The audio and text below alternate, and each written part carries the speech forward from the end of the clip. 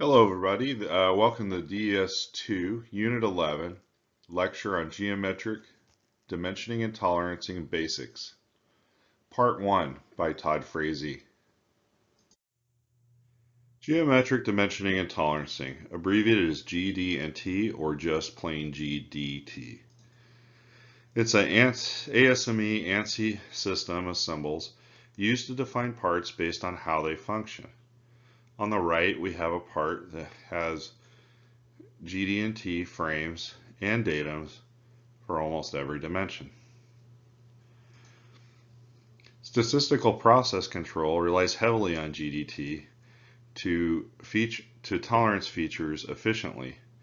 Statistical process control allows limited inspection and statistics to reduce the amount of inspection required in production. GD&T is used to control the form, profile, orientation, location, or runout of geometric features. GD&T symbols. The GD&T symbols occur in a feature control frame, as shown on the right. It's a rectangular box that is segmented into multiple sections. From left to right, the frame contains a geometric control symbol, which in this case is the crosshair looking symbol, meaning position, followed by a tolerance, which is the diameter of 0.010, and modifying symbols such as the M with a circle around it, which means maximum material condition. And datums, if required, are then listed sequentially on the right from primary, secondary to tertiary. So in the example on the right, there are three datums referenced, A, B, and C, with A being the primary datum.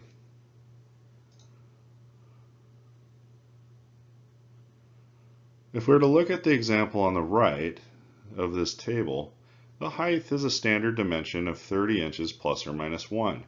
So the height of the table can vary from 31 inches to 29 inches and be within specifications. However, the tabletop surface has a geometric control frame of flatness to 0.50, enhancing the dimension. Individual features of size. All dimensions include geometric controls, whether the geometric symbols are used. In the example on the right, it's implied that provided the 2-inch dimension, plus or minus 0.01, provided the ends are within the 0.01 tolerance and parallelism, the parallelism geometric constraint applies. Likewise, the 1/2 inch plus or minus 5 thousandths implies that that cylinder needs to be round within a plus or minus 5 diameter. Additional geometric controls should only be used when the implied controls need refinement. So in the example on the right, we have a similar cylinder with a 1-inch 0.5 over plus or minus 0.02 length, but the parallelism is called by the geometric frame of parallelism to a tighter tolerance of 0.01 in reference to datum A. Likewise, there's a similar enhancement to the tolerance of circularity in the right side view.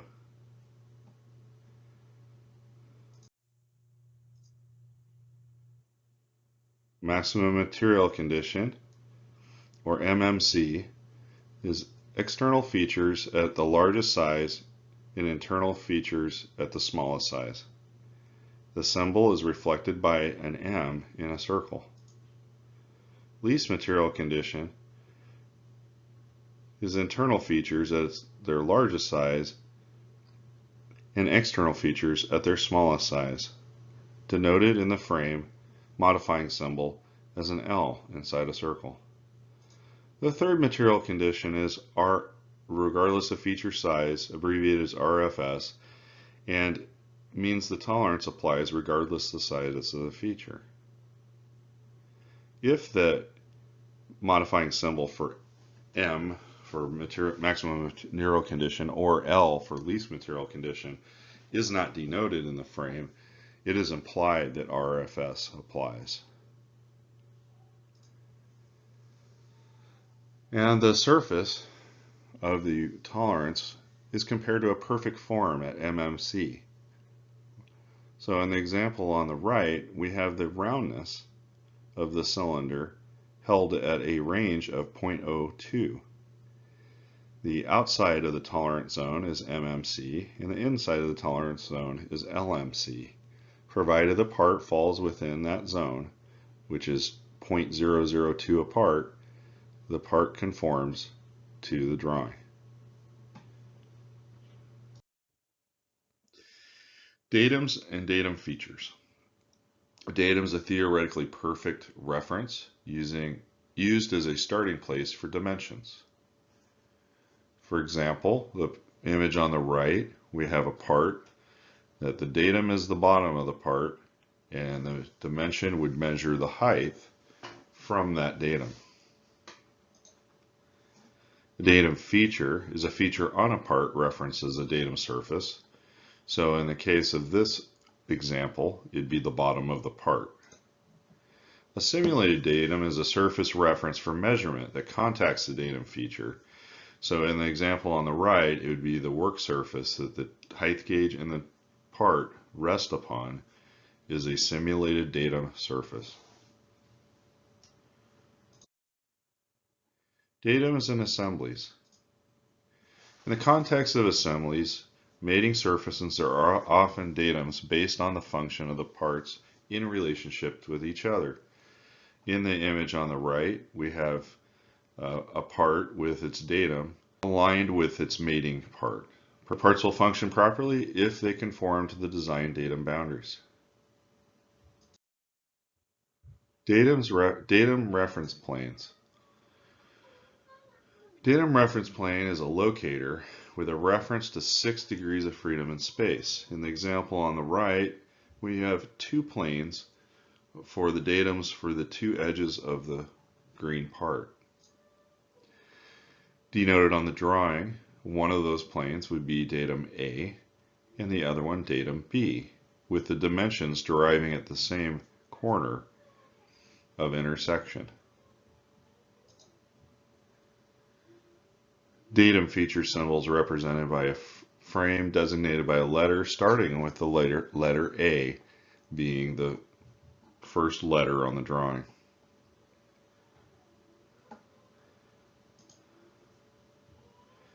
In this example, the same part is constrained by 3 datums, and datum A, being the primary datum, has moved to the plane of the back of the part, with C and B being secondary and tertiary datums.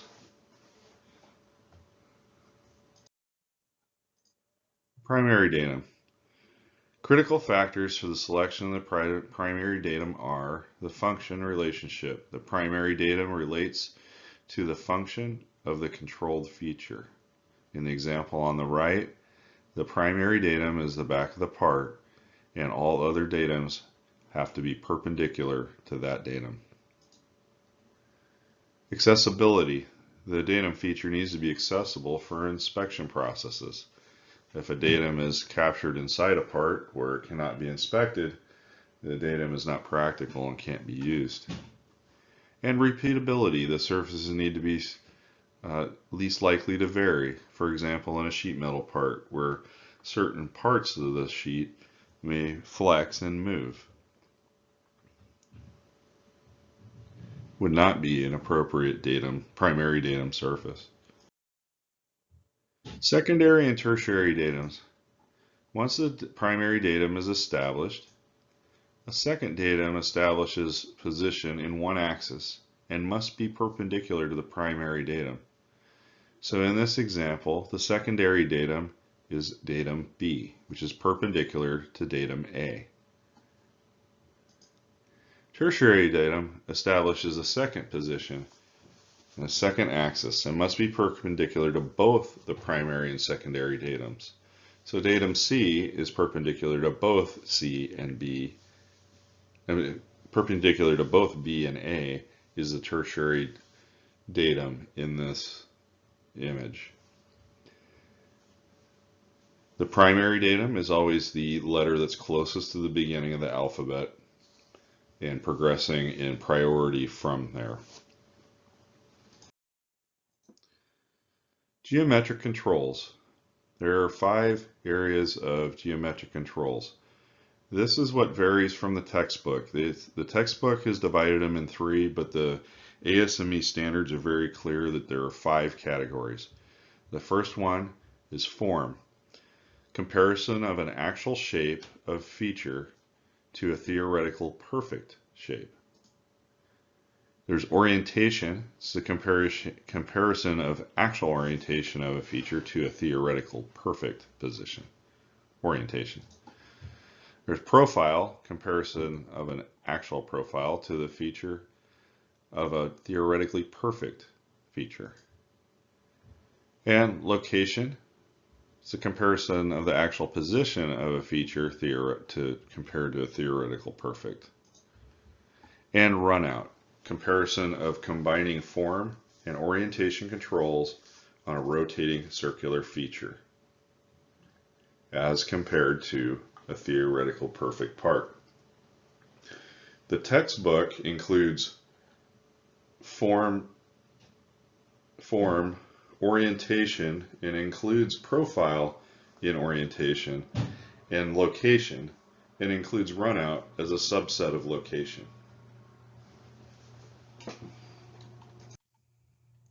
Geometric form controls. Straightness, circularity or roundness, cylindricity, and flatness. The geometric straightness control is a straight line inside the frame.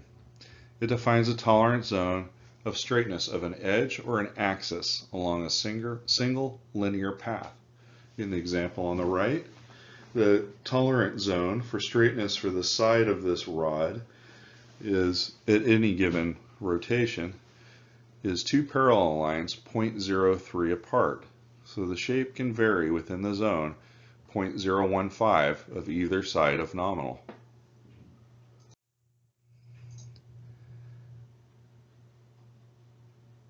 Circularity control, or roundness, defines a tolerance zone of the object to a perfect circle at any given point. The example on the right is the same cylinder that the profile must be round within 0.03 of a theoretical perfect circle.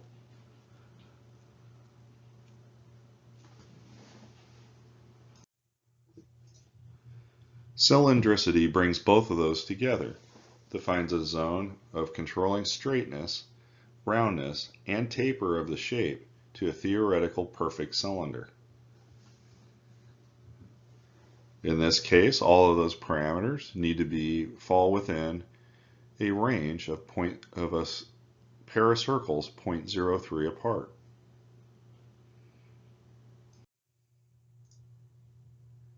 Geometric flatness control. Flatness defines a zone for the highest and lowest points on a planar surface. Every point on the surface needs to fall between the 2 theoretical parallel planes. Geometric orientation controls. First is parallelism, perpendicularity, and angularity. The geometric parallelism control defines a tolerance zone for a planar surface to be parallel in reference to a planar datum and controls the flatness of the surface.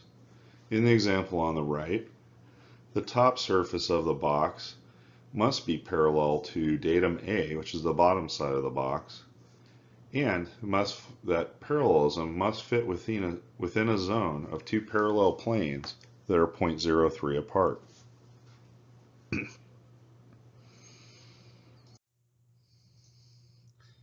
Perpendicularity defines a tolerance zone by controlling an angle at 90 degrees to a datum and controls the flatness of the surface.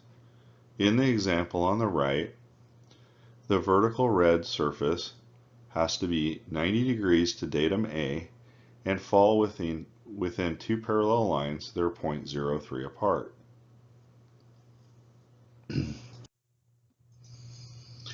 Angularity defines a tolerance zone controlling the angle of a surface in reference to a datum and controls the flatness of the surface as well. In the example on the right, the angled surface highlighted in red must be 60 degrees in relationship to datum A, and the flatness is controlled between two parallel planes 0.03 apart. That concludes part 1 of this lecture. Part 2 of this lecture will be in Unit 12.